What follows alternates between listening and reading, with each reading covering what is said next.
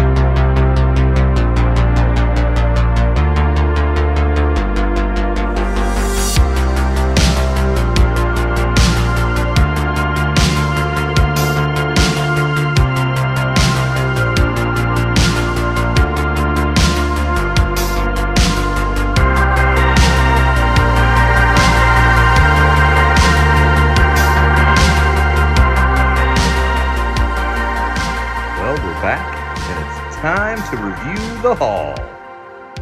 Up first, from 1979, based on the Filmation cartoon, is old Flash Gordon. They had 8 figures in this line, and I was doing a little research, and they actually had a blow-up fighter starship for Flash. How cool is that? Next door, from 1984, Mola Ram. And next to him is 82 Tote. You can see the disparity in those 2 lines. Tote's even got his pistola.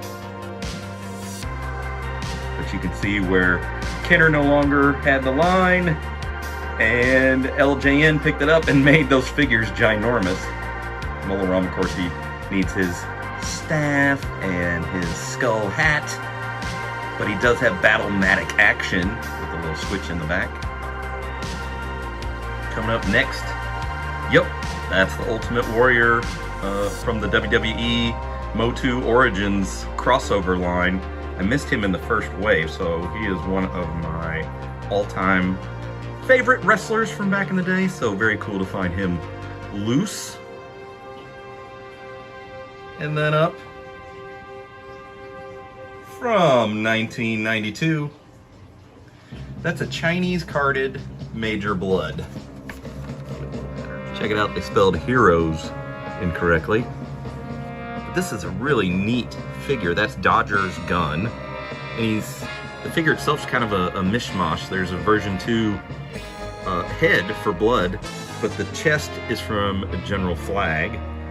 And his arms, waist, and legs, you might recognize those from the Lamprey. Very cool. From 1995, that is a Micro Machine Sandcrawler. Even has the working door. Picked that up for $5, couldn't pass it up. Next up is 1989 Tiger Force Duke. Oh yeah, he's complete. Love it. And then next door, we're getting into some LJN Advanced Dungeons and Dragons figures. That's Perlay, the elf, with the tiny yellow sword that's often missing. So he's complete. And then we've got some awesome PVC figures that I picked up for a great price. It was like 2 for $25 on each set. So you've got the knights and the frogs, aka bullywogs of the bog. How cool are those? I'm really enjoying learning more about this line and picking up more as I see them. And then we have Tez. Tez? No, it's Suko's Baltard. He is a KO of a KO. So he's not even a Sun Gold figure. He has no mold mark on him. He has a molded crotch and legs. And the back is not as detailed as the Sun Gold figures, but I just love picking up these knockoffs of Motu figures. Hi, Tez. And last but not least, probably my favorite pickup is this intermediate case. It came out in 1980 before they released the Empire Strikes Back art cases that we all know. There were 2 of those Empire Strikes Back cases. 3 if you count this guy, because all they did was keep the Star Wars art and replace it with a little Empire Strikes Back. Very cool. Well, that concludes another hunt. I hope you enjoyed it as much as we did. We had an absolute blast. I think we spent 6 or 7 hours on that loop. What a great time with my buddy Ron. And can't wait to do it again with him, only this time we'll hit that indie route now that the thaw is in. So look forward to you joining us on the next one. Cheers!